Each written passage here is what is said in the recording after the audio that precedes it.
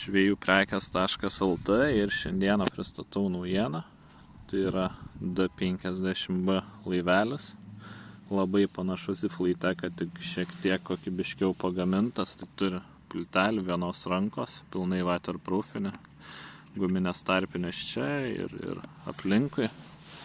Tuomet pats laivelis turi ganėtinai ryškius žibintus. Turi vandenio apsaugotą mygtuką, tai jisai nebeges, baterijų dangteliai gilaus įpjovimo ir turi tarpinės, tai baterijos nebeužsidegs. Komplekte yra 2 baterijos po 15 000 mAh. Turi perskirimą, kuris atsidaro ir tuo pačiu galite įsidėti šėryklą. Dėžutė su nuolydžiu, tai pašaras čia nebestriks. Jungiam, matom voltmetro parodymus, ledus mirksinčius, varikliai 12 voltų, turi 3 greičio režimus ir matom patį laivelį. Tai trumpas paaiškinimas, kaip elgtis su juo. Metam vandenį, įjungimas šis buvo, dabar galim su juo ir šviesas įjungti.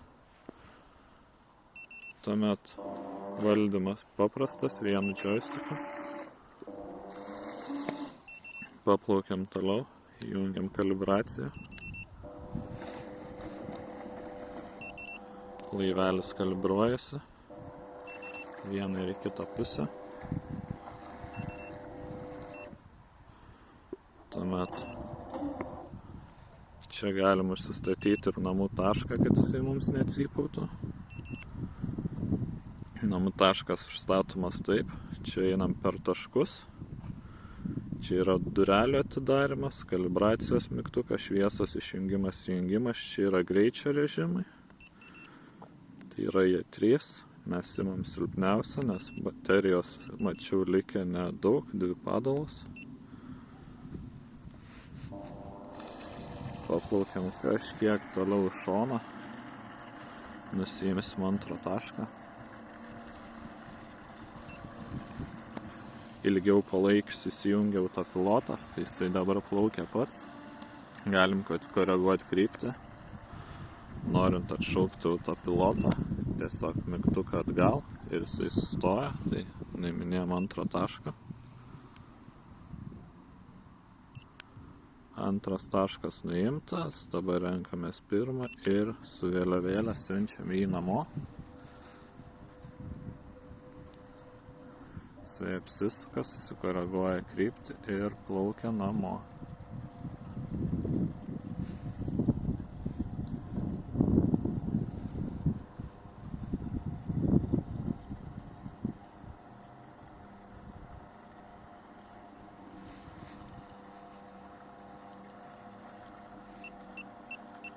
Matom,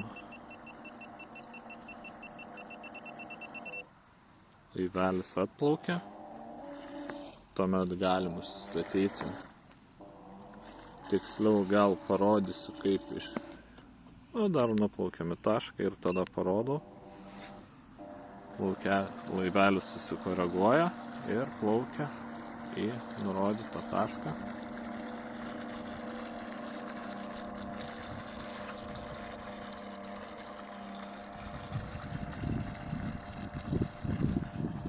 Čia galime matyti atstumą.